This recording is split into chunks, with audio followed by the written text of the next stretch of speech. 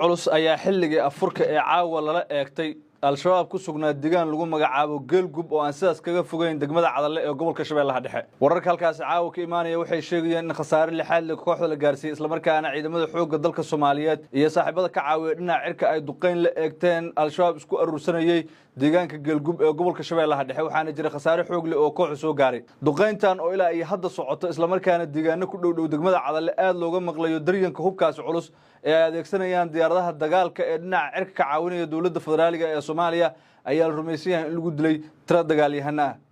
xogta ciidanka dawladda ayaa hayay bartilmaameedkuna wuxuu ahaa geelgub oo ay al-shabaab ku sugnaayeen sida ila madax banaan ay xaqiijinayaan. sidoo kale waxaa la sheegay in guud ahaan gobolka Shabeellaha Dhexe dhawaan ay ka dhici doonaan wax u eg bandow iyadoo oo goobo ay ku sugan yihiin shabaab duqeymo iyo dagaalo toos ah la isugu dari doono isla markaana ciidamada infantry oo lugeynaya iyo kuwa cirka ka duqeynaya al-shabaab ay ka howlgali doonaan Shabeellaha Dhexe sida xogo hoose oo la helayo ay sheegayaan.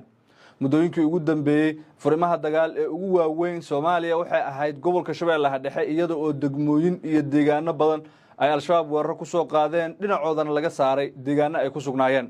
meelaha ugu badan ee lagu dagaalamay waa deegaano hoostaga degmooyinka Raagaceelle, Cadalle iyo sidoo kale degmada Alkoosar ee gobolka Shabeellaha Dhexe waxaana al-shabaab looga dilay halkaas si rumaysan yahay tiro dagaalyahana. kooxda dhankeeda iyaduna way is abaabushay weerar abaabulan ayayna ku soo qaadaysay fariisan ciidamada dawladda ay ku leeyihiin oo ay ugu dambeysay weerarkii ay ku soo qaadeen deegaanka Masaajid Cali Gaduud ee gobolka Shabeellaha Dhexe halkaas oo ay ku dileen tiro askar oo ka tirsan ciidamada dawladda sidoo kalena ay ku qafaasheen kuwa kale oo ay nolosha ku wateen sida la xaqiijiyay.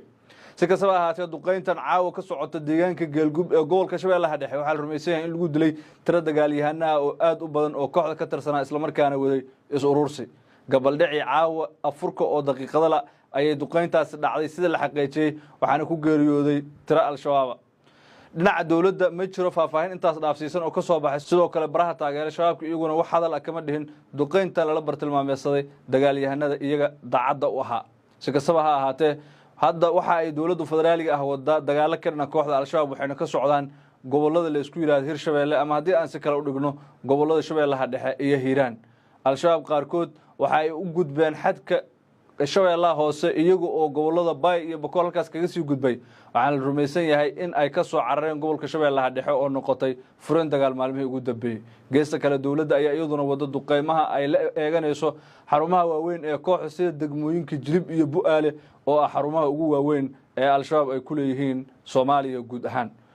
si kastaba furimaha dagaal hadda dagaaladaas ayaa ka soconaya waxaan la rajeynayaa madaxweynaha inuu dib ugu laabto furimaha dagaal markii uu ka soo laabto safar uu hadda Turkiga ku joogo oo rumaysan isagu laftirkiisa in qorshaha dagaal uu qayb ka yahay isla markaana ciidan iyo soo kale saanad military halkaas uu kala imaan doono madaxweyne Xasan Maxamuud. wax walba oo ka soo kordho furimaha dagaal halkan ayaan kugu soo gudbin doonaa.